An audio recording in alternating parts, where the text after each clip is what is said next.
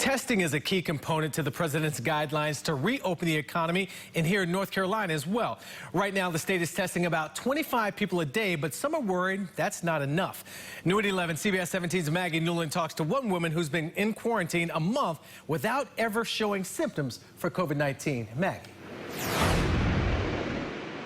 Well, Marius, before the stay-at-home order went into effect, doctors gave everyone the common sense advice, stay home if you're sick. But some coronavirus patients don't even realize they have the virus. In trying to avoid the coronavirus, we know to stay away from anyone who seems sick.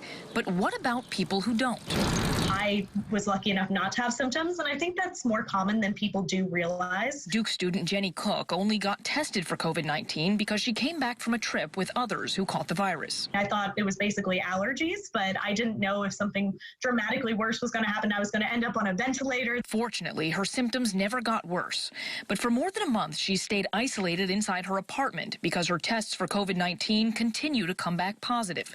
Doctors say with so many unknowns about this virus, and because it can cause mild or no symptoms in some people, it's tough to tell who may be contagious. It's hard to know if that one person who has very mild symptoms is the one that's going to infect 70 people, or is that person who has mild symptoms not going to infect anyone. Jenny gets weekly tests because she's part of a research study, but other people may not realize they're infected. That's why Dr. Amir Barzan, who leads UNC's Respiratory Diagnostic Center, says it's so important for everyone to take precautions. What we are seeing are the benefits of doing things like physical distancing, the newer recommendations to wear a mask, or we want even people with mild symptoms or no symptoms to do the best they can to limit any potential spread across the board. Which is why Jenny's staying home. I'm trying to make sure I don't give it to people who would deal with it worse than I would.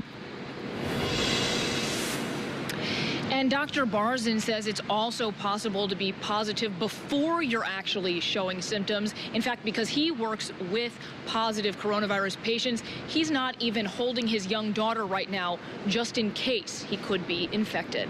Reporting live, Maggie Newland, CBS 17 News.